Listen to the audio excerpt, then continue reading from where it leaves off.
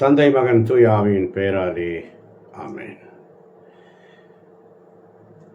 ஓ பரிசுத்த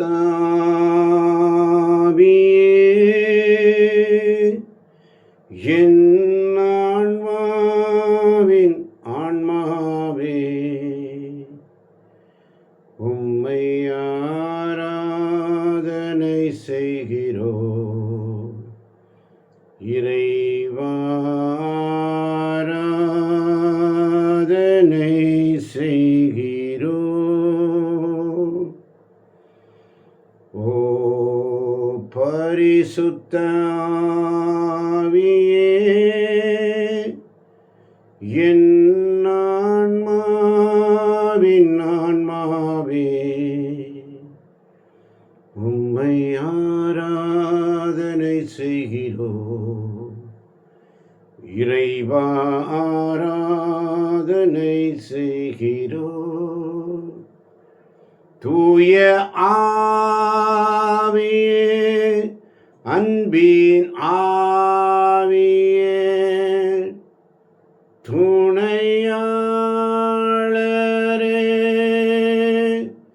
தேற்றும் தெய்வமே,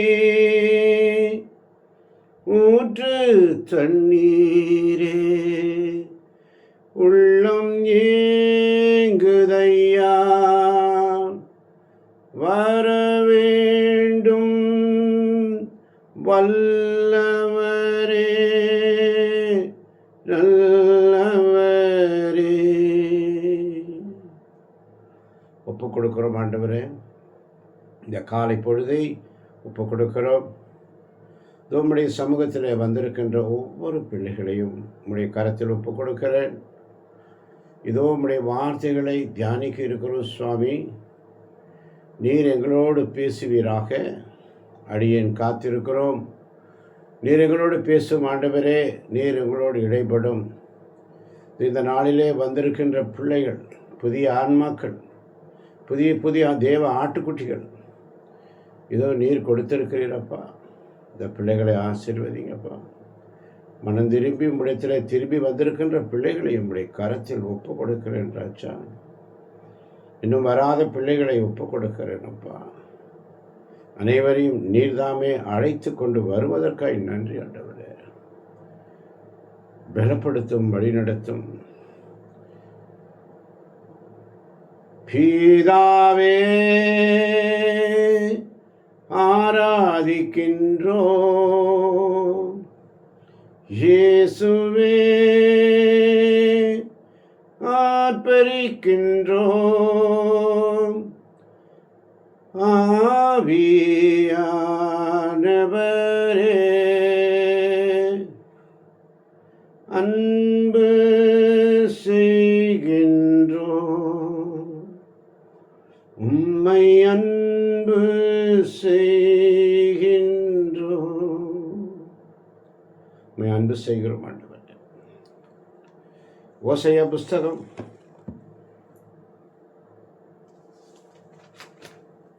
12ஆம் அதிகாரம் 6ஆம் வசனம். ஆதலால் உன் கடவுளிடம் திரும்பி வா, இரக்கத்தையும் நீதியையும் கடைப்பிடி, எப்போதும் உன் கடவுளை நம்பி காத்திரு. ஆதலால் இஸ்ரேலே, உன் கடவுளிடம் திரும்பி வா, இரக்கத்தையும் நீதியையும் கடைப்பிடி, எப்போதும் உன் கடவுளை நம்பி காத்திரு. ஆமென்.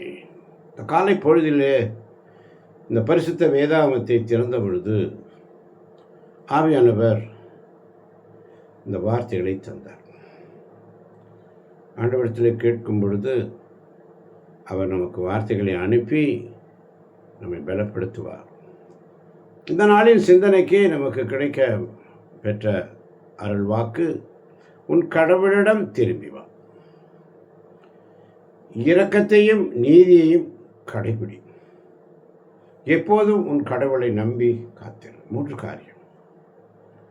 இந்த வார்த்தைக்காய் உமக்கு நன்றி ஆண்டவர். நீர் எங்களோடு பேசியிருக்கிறப்பா, உங்களுடைய வார்த்தைக்காய் நன்றி.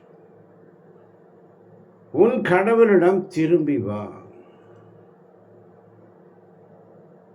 உனக்காக மரித்தேனே, எனக்காக நீ என்ன செய்தாய், எனக்காக நீ என்ன செய்தாய். உன் கடவுளிடம் திரும்ப, இரக்கத்தையும் நீதியையும் கடைபிடி. இரக்கம், நீதி. எப்போது உன் கடவுளை நம்பி காத்திரு. ஆமாண்டவரே, உண்மையே நம்பி காத்திருக்கு. அதனால்தான் ஓசையா 14ஆம் அதிகாரம் 9ஆம் வசனம் மிக அழகாக சொல்லும். ஆமென். ஞானம் நிறைந்தவன் எவனோ அவன் இவற்றை உணர்ந்து கொள்ளட்டும். பகுத்தறிவு உள்ளவன் எவனோ அவன் இவற்றை அறிந்து கொள்ளட்டும். ஆண்டவரின் நெறிகள் நேர்மையானவை, நேர்மையானவர்கள் அவற்றை பின்பற்றி நடக்கிறார்கள். மீறுகிறவர்கள் அவற்றில் இடறி விழுகின்றார்கள். ஞானம் நிறைந்தவன் எவனோ அவன் இவற்றை உணர்ந்து கொள்ளட்டும். பகுத்தறிவு உள்ளவன் எவனோ அவன் இவற்றை அறிந்து கொள்ளட்டும். ஆண்டவரின் நெறிகள் நேர்மையானவை, நேர்மையானவர்கள் அவற்றை பின்பற்றி நடக்கிறார்கள். மீறுகிறவர்கள் அவற்றில் இடறி விழுகின்றார்கள். ஆமென். ஆமென். இது கிடைத்த இந்த முதல் வசனம், உன் கடவுளிடம் திரும்பி வா, இரக்கத்தையும் நீதியையும் கடைப்பிடி, எப்போதும் உன் கடவுளை நம்பி காத்திரு. இந்த வார்த்தைகளை கேட்டவுடனே ஞானம் நிறைந்தவன் எவனோ அவன் அவற்றை உணர்ந்து கொள்ளட்டும். ஞானம் நிறைந்தவன் எவனோ உணர்ந்து கொள்ள முடியும். பகுத்தறிவு உள்ளவன் எவனோ இவற்றை அறிந்து கொள்ள முடியும். ஆண்டவரின் நெறிகள் எப்பொழுதுமே நேர்மையானவை, நேர்மையானவர்கள் அவற்றை பின்பற்றி நடக்கிறார்கள். மீறுகிறவர்கள் அவற்றில் இடறி விடுகிறார். இதுதான் ஆண்டவரிடம், கடவுளாய் ஆண்டவரிடம் திரும்பி வா, இரக்கத்தையும் நீதியையும் கடைப்பிடி, எப்போதும் உன் கடவுளை நம்பி காத்திரு. மனுஷரை நம்ப. நேர்மையானவர்கள் அவற்றை பின்பற்றி நடக்கிறார்கள், மீறுகிறவர்கள் அவற்றில் இடறி விடுகிறார். ஒரு நாளும் அவருடைய சமூகத்தில் வந்திருக்கின்ற நாருமே தேவச்சனமே, ஒரு தீர்மானம் எடுக்கணும். கொலோசியர் 3ஆம் அதிகாரம் 23ஆம் வசனம் அடிக்கடி நாம் தியானிக்கிறோம். இந்த நாளிலும் கூட கொலோசியர் 3:23. ஆமென். நீங்கள் செய்கின்ற அனைத்து வேலைகளையும் மனிதருக்காக அல்ல, நீங்கள் செய்கின்ற அனைத்து வேலைகளையும் மனிதருக்காக அல்ல, ஆண்டவருக்காகவே செய்கிறீர்கள் என, ஆண்டவருக்காகவே செய்கிறீர்கள் என உணர்ந்து உளமாற செய்யுங்கள். உணர்ந்து உளமாற செய்யுங்கள். ஆமென். உணர்ந்து உளமாற, ஆண்டவருக்காக. அதனாலதான் ஏசாயா 29ஆம் அதிகாரம் 16ஆம் வசனம் செய்ய சொல்லுகிறது, நீங்கள் செய்யும் முறைகேடு தான் என்ன என்று நம்மை பார்த்து ஆவியானவர் கேட்கிறார். நீங்கள் செய்யும் முறைகேடு தான் என்ன? குயவனுக்கு களிமண் ஈடாகுமோ? கைவேலை தன் கைவினையினை நோக்கி நீர் என்னை உருவாக்கவில்லை என்று கூறலாமா? வணையப்பட்டது தன்னை வணைந்தவரை நோக்கி உமக்கு அறிவில்லை என்று சொல்லலாமோ? நாம் அப்படித்தானே. உன் கடவுளாக ஆண்டவரிடம் திரும்பி வா, நீதியும் இரக்கத்தையும் கடைபிடி, அவரை நம்பி காத்திரு. அதுதான் இன்னைக்கு சொல்றார். ஏசாயா 29:13 வாசித்து பாருங்கள். ஆமென். என் தலைவர் கூறுவது இதுவே, வாய்ச்சொல்லால் இம்மக்கள் என்னை அணுகுகின்றனர், உதட்டினால் என்னை போற்றுகின்றனர். அவர்கள் உள்ளமோ என்னை விட்டு தொலையில் இருக்கிறது. அவர்களது இரையச்சம் மனனம் செய்த வெறும் மனித கட்டளையை சார்ந்ததே. ஆமென். என் தலைவர் கூறுவது இதுவே, வாய்ச்சொல்லால் இம்மக்கள் என்னை அணுகுகிறார்கள், உதட்டினால் என்னை போற்றுகிறார்கள், ஆனால் அவர்கள் உள்ளமோ என்னை விட்டு தொலைவில் இருக்க. அதிகாலையில் ஆண்டவர் என்னை தேடுவோர் யாரெങ്കിലും உண்டோ என்று வருகிறார். பேராவலோடு இயங்குகிறார். பேரிரக்கம் காட்டுவதற்காக, பேரன்புக்காக. ஆதியாகமத்திலே வாசிக்கிறோம், ஆதாமை ஆண்டவர், மகனே நீ எங்கே இருக்கிறாய், நீ எங்கே இருக்கிறாய்? ஐயோ, ஆண்டவர் தேடுகிறார், எங்கே இருக்கிறாய்? நாம அப்படித்தான். அதிகாலையில் திருமுகம் தேடி அர்ப்பணித்தேன் என்னையே, ஆராதனை சுதி ஸ்தோத்திரங்கள் அப்பனே உமக்கு தந்தேன். திருப்பாதம் நம்பி வந்தோம், கிருபை நிறை இயேசுவே, உமதன்பை தேடி வந்தோம், தேவ சமூகத்திலே உமதன்பை தேடி வந்தோம், தேவ சமூகத்திலே. ஒவ்வொரு நாளும் ஏசாயா 51:5 மிக அழகாக சொல்லுகிறது, என் மக்களே நான் சொல்வதை கேளுங்கள், என் இனமே எனக்கு செவி கொடு. ஏனெனில் திருச்சட்டம் என்னிடமிருந்து புறப்பட்டு செல்லும், என் நீதி மக்கள் இனங்களுக்கு ஒளியாக திகழும்.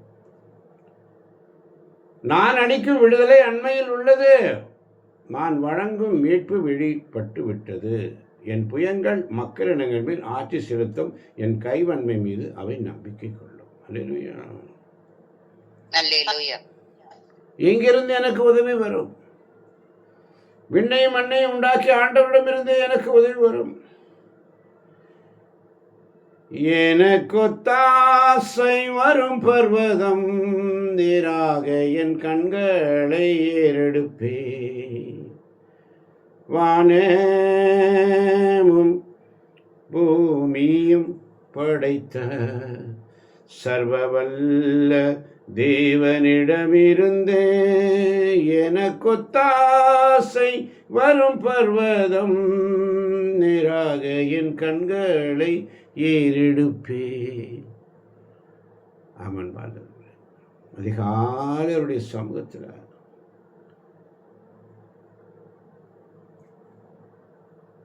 ஏசாயா 51:9 வாசித்து பாருங்கள். விழித்தெடு, விழித்தெடு, ஆண்டவரின் புயமே ஆற்றலை அழிந்து கொள். பண்டைய நாட்களிலும் முந்தைய தலைமுறைகளிலும் செய்தது போல் விழித்தெழு, விழித்தெழுப்போம். ஒரு சமூகத்தில் காத்திருப்போம். உன் கடவுளாக ஆண்டவரிடம் திரும்பி வா, இரக்கத்தையும் நீதியையும் கடைபிடி, அவரை நம்பி காத்திரு. ஆமென்.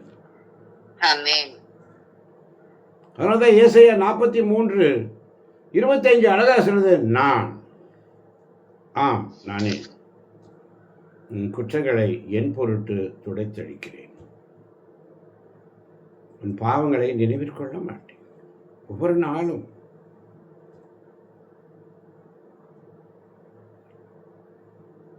நாளும் உன் குற்றங்களை என் பொருட்டு துடைத்தழிக்கிறார்.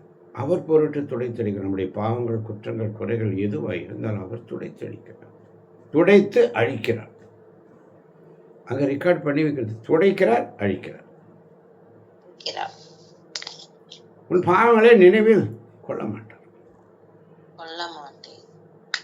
துடைத்து அழிக்கிறார் பாவங்களை. அதனால ஏசாயா 44:2 சொல்லுகிறது மிக அழகாக, உன்னை படைத்தவரும் உன்னை உருவாக்கியவரும் உனக்கு உதவி செய்பவருமாகிய ஆண்டவர் கூறுவதே, என் ஊழியன் யாக்கோபே, நான் தேர்ந்து கொண்ட யெசூரன், அஞ்சாதே.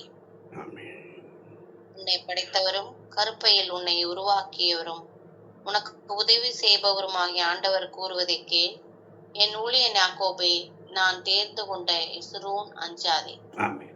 தேர்ந்து கொண்ட எஸ்ரோன். எஸ்ரோன் என்று சொன்னால் நேர்மையாளர்கள். ஆமென். ஆமென். ஞானம் நிறைந்தவன் எவனோ இவற்றை உணர்ந்து கொள்ளட்டும்.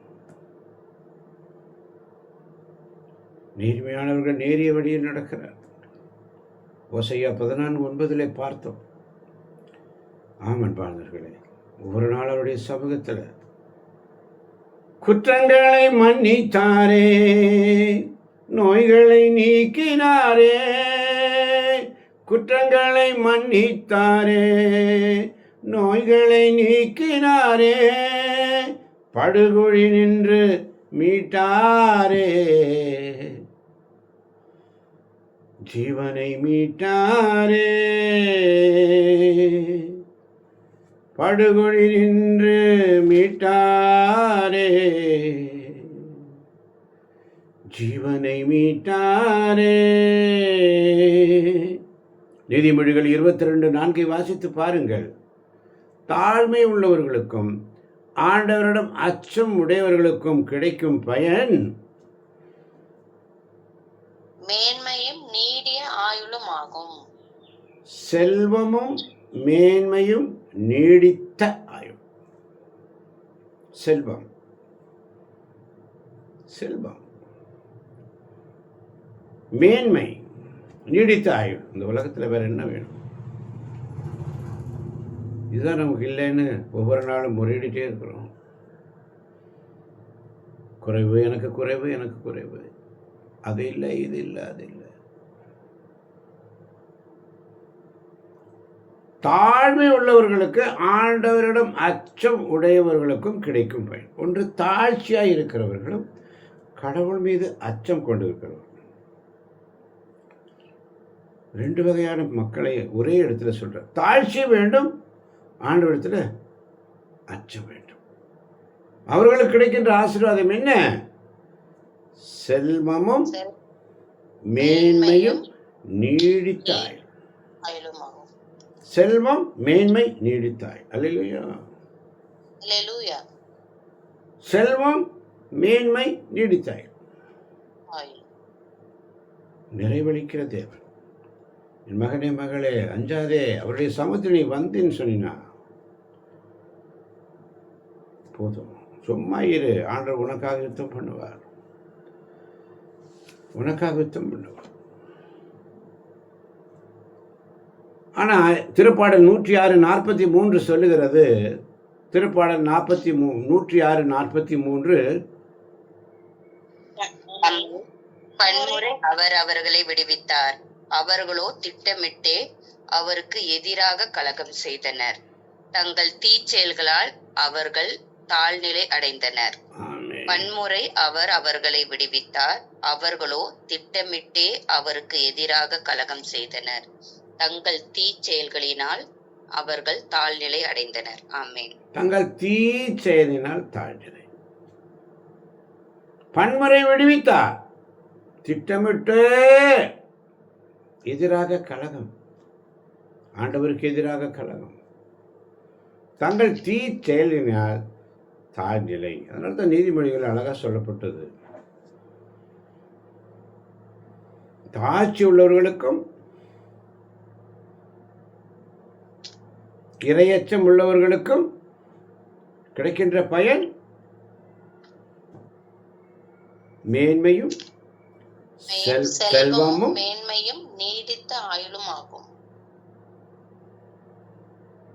எல்லாம் கொடுக்கிறாரு. பன்முறை அவர் அவர்களை விடுவித்தார், அவர்களோ திட்டமிட்டு அவருக்கு எதிராக கலகம். இன்னைக்கு நம்மள அப்படிதான் இருக்கும்.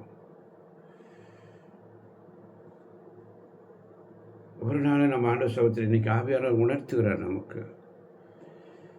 அதனால தான் சங்கீதம் 106:21 சொல்லுகிறது, தங்களை விடுவித்த இறைவனை மறந்தனர். தங்களை விடுவித்த இறைவனை மறந்து போகிறோம் என்பார்களே. இன்னைக்கு காலையில் பாருங்க, அப்படியே ஆண்டவர்கிட்ட கேட்கும் போது அவர் கொடுத்துட்டே இருப்பார். அல்லேலூயா. ஆண்டவர்கிட்ட என்ன கேட்கணும்? சங்கீதம் 106:4 ஆண்டவரே, நீர் உம் மக்கள் மீது இரக்கம் காட்டும் போது என்னை நினைவு கூரும். அவர்களை நீர் விடுவிக்கும் போது எனக்கும் துணை செய்யும். ஆமென். அவ்வளவுதான். பன்முறை அவர் அவர்களை விடுவித்தார். அவர்களோ திட்டமிட்டே அவருக்கு எதிராக கலக்கம் செய்தாலும் உடைய செபம் எப்படி இருக்க வேண்டும் என்று சொன்னால், ஆண்டவரே, ஒரு ஊழியக்காரர் செய்ய வேண்டிய செபம், நீர் உன் மக்கள் மீது இரக்கம் காட்டும் போது என்னை நினைவு கூரும். அவர்களுக்கு இரக்கம் காட்டும் போது என்னை நினைவு கூறும். என்னை நினைவு கூறும், எனக்கு இரக்கம் காட்டும் என்று ஜெபம் அல்ல. மற்றவர்களுக்கு இரக்கம் காட்டும் போது இந்த அடியேனை நினைவு கூறும். அல்லேலூயா, அல்லேலூயா. நம்ம சுயநலமாகவே ஜெபிக்கிறோம். எனக்கு அது வேணும், இது வேணும், அது வேணும், இது வேணும். மற்றவர்களுக்காக பரிந்துரை ஜெபம் செய்யும் பொழுது அவங்களுக்கு இரக்கம் காட்டுகிற தேவன் அந்த நேரத்தில் அடியனை கொஞ்சம் நினைச்சுக்கோங்க ஆண்டவரே. அல்லேலூயா, அல்லேலூயா. அந்த நல்ல கல்லனை போல அவன் அப்படித்தான் செஞ்சான். இன்னொரு கல்லன் பரிகாசிக்கிறான். ஆனால் நல்ல கல்லனும், ஆண்டவரே, நீர் பரகதியில் இருக்கும் பொழுது அடியேனை நினைவு கூறும், என்னை நினைவு கூறும். அவ்வளவுதான், வேற ஒன்றுமே. இன்றே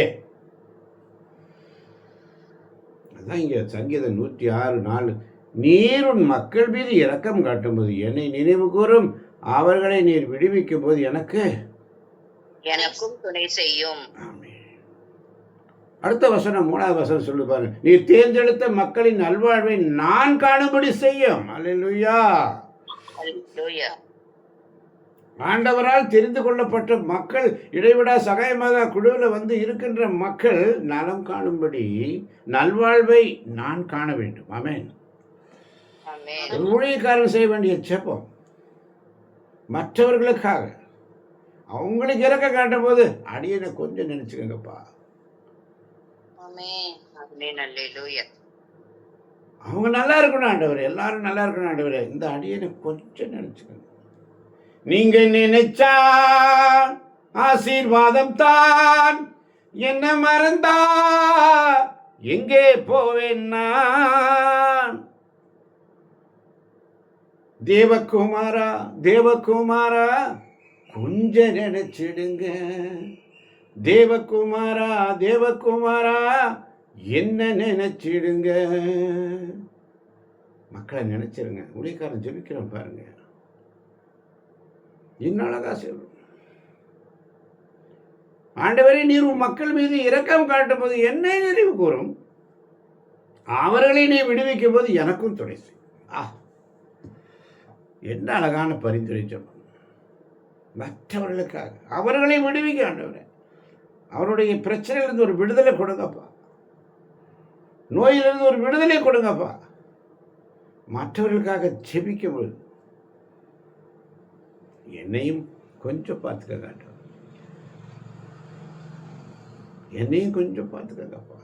நல்ல கல்லனை போல, கள்ளன் தான், திருடன் தான், நேர்மையற்றவன் தான், ஆனால் கொஞ்சம் நீங்க நினைச்சா ஆசீர்வாதம் தான், என்ன மறந்தா எங்கே போவேன்னா? நீ தேர்ந்தெடுத்த மக்களின் நல்வாழ்வை நான் காணும்படி செய்ய. முன்னாடி என் பிள்ளைங்க, இந்த கூகுள் மீட்டில் இருக்கிற பிள்ளைங்க, இடைவிடா சகாயமாத குரூப்பில் இருக்கிற பிள்ளைங்க நல்வாழ்வை காணும்படி நான் காணும்படி செய்யும். அல்லேலூயா, அல்லேலூயா. எல்லாரும் நல்லா இருக்கணும் ஆண்டவர், எல்லாம் சந்தோஷமா, let them happy. யாரும் இருக்கும் இடத்தில் இருந்து கொண்டால் எல்லாம் சௌக்கியமே. யாரும் இருக்கும் இடத்தில் இருந்து கொண்டால் எல்லாம் சௌக்கியம். எல்லாரும் நல்லா இருக்கணும் ஆண்டவர். ஜெபிச்சு பாருங்க, மற்றவங்க நல்லா இருக்கணும்னு நினைச்சு பாருங்க, உங்களது லைஃப் ஆட்டோமேட்டிக்கா உயரும். நீ செஞ்சு பாருங்க, கொடுத்து பாருங்க. கொடுப்பதில் இன்பம் பெறுவதில் இல்லை. ஜெபத்திலால் தாங்கணும், மற்றவங்களை தாங்கணும். உம்முடைய மக்களின் மகிழ்ச்சியில் நானும் பங்கு கொள்ளும்படி செய்யும். அந்த ஹாப்பினஸ் என்னுடைய பிள்ளைங்க, குழுவில் இருக்கிற பிள்ளைங்க, கேட்கின்ற பிள்ளைங்க, யூடியூப் வழியாக கேட்கின்ற பிள்ளைகள், ஒவ்வொரு பிள்ளைகளும் மகிழ்ச்சியில் பங்கு கொள்ளும்படி செய்யும். அப்போது உமது உரிமை சொத்தான மக்களோடு உம்மை போற்றிட இயலும். அல்லேலூயா. அல்லேலூயா. அப்பதாங்க தோமா பார்த்து சொல்வார், நீ என்னை கண்டதால் நம்பினாய், காணாமல் நம்புவோர் பாக்கியவான். மகதல மரியாள் இயேசுவை தேடி போகிறாள். அதிகாலையில் எங்கேயோ எங்க போயிட்டாரு காணமே, எப்படி புலம்பி இருப்பா. நடுரோட்டில் இயேசு நிற்கிறாரு, அப்படியே பார்க்கிறார். அவருடைய புலம்பல், எங்க போயிட்டார் இயேசு, எங்க போயிட்டார், ஐயோ காணமே, யாராவது கொண்டு போயிட்டாங்களா, யாராவது எடுத்துட்டு போயிட்டாங்களா, எங்க போயிட்டார், அவரை நான் பார்க்கணுமே, பார்க்க முடியலையே. கதறி இருப்பாள், கதறி இருப்பாள், கண்ணீர் விட்டு இருப்பாள். இயேசு நிற்கிறார், அவருடைய கண்கள் திறக்கப்படவில்லை. யாரோ தோட்டக்காரன் என்று சொல்லி அவரை யாராவது எடுத்துட்டு போயிட்டாங்களா, எங்கேயாவது கொண்டு போய் ஒளிச்சு வச்சுட்டாங்களா, என்னாச்சு ஒன்றும் தெரியலையே. வார்த்தை அவளுக்கு விசுவாசம், அவர் மீது வச்சிருந்த பற்றினால் அவள் நினைத்த வார்த்தை அப்படித்தான், யாராவது எடுத்து போயிட்டாங்க. இயேசுவோடு இருந்தவள், 7 பேய்கள் நீக்கப்பட்ட அவள், இயேசு உயிர்த்தெழுவார் என்ற பிரசங்கத்தை அவள் கேட்டிருப்பாள். ஆனால் அவளுடைய கண்கள் திறக்கப்படவில்லை, அவள் அதை உணரவில்லை. பாசம் மிகுதியால் எங்கே போய்விட்டாரோ என்று தேடுகிறார். முன்னாடி நிற்கிறார், தெரியல. ஆனால் மரியா என்று ஒரு சத்தம், ஒரு மெல்லிய குரல். அந்த சத்தத்தை கேட்ட உடனே அப்படியே, பிரபுனி எங்க இருக்கிறீங்க, அப்படியே அவளுடைய மனசுல எவ்வளவு சந்தோஷம் இருக்கும், எவ்வளவு சந்தோஷப்பட்டு இருப்பாள். இயேசு சொல்வார், நீ என்னை இப்படி பற்றி கொள்ளாத, நான் என் தந்தையிடம் இன்னும் செல்லவில்லை, நீ போய் சீடர்களுக்கெல்லாம் சொல்லு, நாங்கள் வருவேன், நீ போய் சொல்லு, திருத்தூதர்களுக்கெல்லாம் திருத்தூதராக. அதிகாலையில் கண்ட இது, அடிக்கடி நம்ம இந்த வசனத்தை தியானிக்கிறோம், திருத்தூதர்களுக்கெல்லாம் திருத்தூதர். ஃபர்ஸ்ட் பெண்மணியா இயேசுவை கண்ட பெண்மணி காலையில். இந்த காலையில் அந்த சமூகத்தில் நம்ம எதிர்பார்க்கிறது என்ன? ஆண்டவர் என்ன எதிர்பார்க்கிறார்?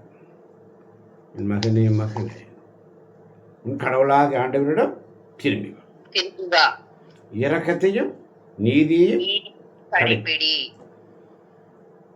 இரக்கத்தையும் நீதியையும் கடைபிடி. அப்புறம் எப்போது உன் கடவுளை நம்பி காத்திரு. ஆமென். இவ்வளவுதாங்க மெசேஜ்.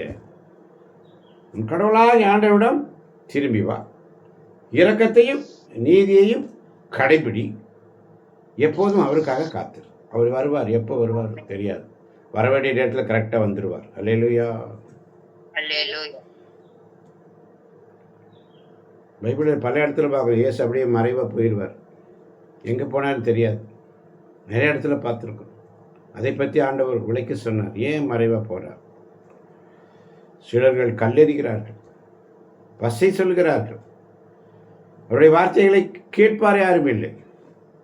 சில நேரத்தில் இயேசு மறைவாய் போய்விடுகிறார். அல்லேலூயா.